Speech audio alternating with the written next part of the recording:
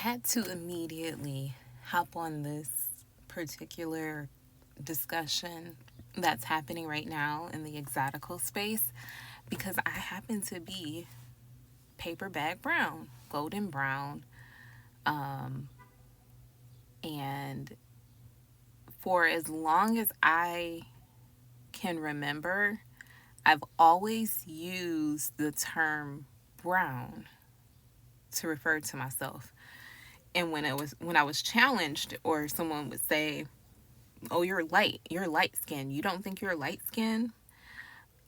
I would say, "Well, I'm light brown, like I'm a lighter shade of brown, but I identify as brown skin because growing up, I I was aware of like the spectrum of colors like that people of African ancestry could come in, and always I always consider these shades to be light skinned, whether that person was a light skinned vanilla black person or a light skinned vanilla mixed person. I always thought that once you start getting into like golden shades of brown, that you've crossed the threshold outside of light skin. And it's interesting because I don't know how I knew, even at a young age, to identify myself as brown and not light skin, but I knew without anyone ever having told me that it was not safe to say that I was light skinned. And also because I grew up around like my father's darker, my sisters are darker, and my mom is my complexion, which is like this golden brown shade. No one ever discussed light skin or dark skin in terms of like analyzing me. I just was allowed to exist. And it wasn't until like I was in school that I started, or that I knew that if anybody asked me about what color I was, that I am brown. And then if I'm challenged, okay, yeah, I'm light brown, but I consider light skin to be like vanilla shades of they're vanilla shades, like they're not even brown. They're almost milky in complexion. That's the complexion I always thought of as light. And again, being like a golden paper bag brown girl, and then, I used to think of it as peanut butter brown, but, I guess the way that we've reclaimed the N word, which I don't use, and the way women have reclaimed the B word, the female dog word, which I also don't use, but to each their own. What I do say, which could be seen as highly problematic, I will say paper bag brown. And this was a story that I was going to share in its own video, but I guess I'll go ahead and share it now. I remember being in grade school, and our teacher lined every single student in the class up and in the middle of the class. And then one by one, she would put us on either I've given it away, the left side of the room or the right side of the room. And after she had pretty much designated every single student to one side or the other, 2 students were left in the middle. And as you can guess, I was one of the 2. And she asked everybody to look around and see what they noticed. And quickly, all the kids was like, "You have us broken up into light skin and dark skin." And I ended up on the dark skin side of the room. And she said, it was very hard for me to decide between you and Skylar because you're so close in complexion. But I chose you based on your hair because I had 4C hair and Skylar had like really like soft like hair that you could use water and probably some gel and lay it down. And I think that was probably supposed to be traumatic for me, but it wasn't. It was like comical. I don't even think I ever even told my parents about it, but this was circa early 2000s.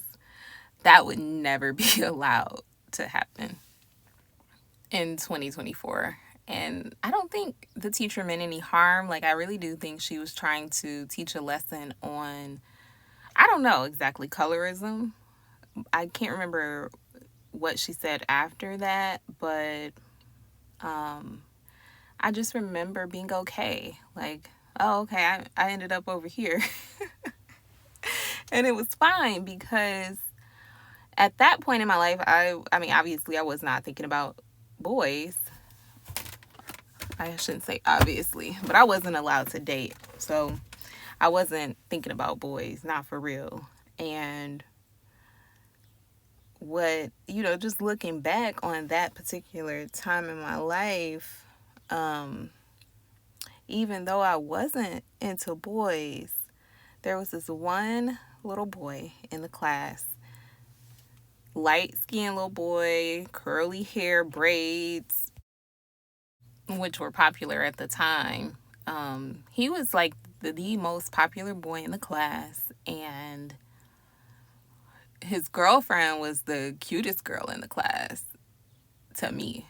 And though, like, but what I remember, every day that the Lord sent, he would pick on me and like bother me and bully me every single day. And this went on from 6th grade to 8th grade. I could not get any peace. He would call me Bart Simpson. He would just make up the most random stuff and just bother me not one day would go by. When I was like 27, he hopped in my DMs on Facebook and apologized and explained, that he just had the biggest crush on me. I was knee deep in my awkward phase. Wasn't thinking about boys. Just really just a good girl. Like, didn't get in trouble, didn't bother anybody. Would bring my little books to school to read. Like, just real easygoing, laid back. Wasn't into fashion. So just, I would have never known at the time that he was torturing me because he was obsessed and liked me.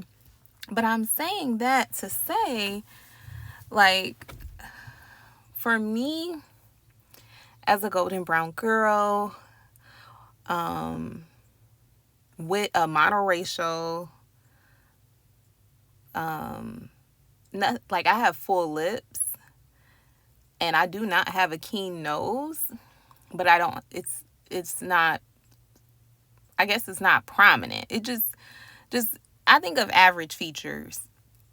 As a golden brown girl, unambiguously black, with full lips, and I guess an average size nose, it's never stopped nothing. Like, not even kitten heels. And the reason I bring up kitten heels is because I was wearing them 10 years ago when everybody was saying, men don't like kitten heels. And it's not that I think I'm just, a 10 across the board. I really think I'm an attractive woman, but I don't feel like that's my best quality. Like, it's definitely my personality. Like, he will never be bored. And I just kind of feel like a part of the allure, which there is a poem that talks about it. She says something like, pretty women wonder where my secret lies. And I think it really is about being comfortable and confident in your own skin and not making adaptations to yourself or your personality or your interest or to persuade men into liking you. I think men really like women who really love themselves and put themselves first. Now, that doesn't mean like in a selfish, perverted way, but yeah, I genuinely feel like the happier you are, um, the more you've curated your own interests that have nothing to do with men. I just think that must be the secret sauce. It has to be. And then also, I think something that has been effective for me is just, I don't know, it's like just maintaining the sense of yourself and like when you're interacting with them, just them always being able to sense that they're not the most important person to you, that you have a life outside of them that's solid and that's good, that you enjoy. And it's like they want to be a part of it, you know, not as opposed to prioritizing them. I'm not saying in a relationship you can't or you should not prioritize your partner. That's not what I'm saying. What I'm saying is that's something that happens gradually and organically, but it's really all about you. You're the one with the feelings. I'm not saying, but I'm assuming that you already bring in character that's intact. You already have integrity. You're not a bad person. You're already a solid individual. You know how to be a friend. And I think when dealing with the opposite sex, um, that's just very effective. It's just they just really love it when you love yourself more than them.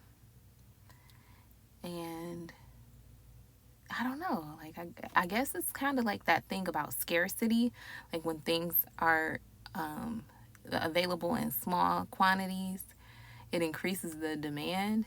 And when you have a life of your own and you're not revolving it around a man, it really just makes you a commodity, and it makes him want to be a part of what you have going on. Now, if you're choosing well, then he's the same way. Like, but I'm into traditional roles. So he's also the pursuer here, but he also has a life, that when you guys join forces, it's just like amazing. But obviously, if you can't tell, this isn't a decentering men channel. And while it's not a decentering men channel, I'm not really, I don't know, I'm not too into relationship talks, outside of how the male gaze has impacted me as a woman, whether I was interested in that person's gaze or not. Like, I do think a lot of the smoke that women experience is always traced back to a man. At least for me, that's what it's been like.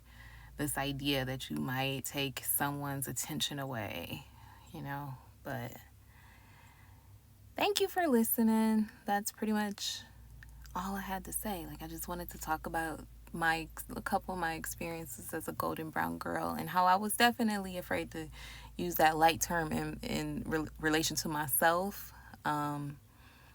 But the experiences have been very much exotical, like in terms of that intraracial reverse colorism. Golden brown is still not the safest shade, if you're trying to avoid experiencing reverse colorism. Like, it just seems to be just light enough for the smoke. Thanks for listening.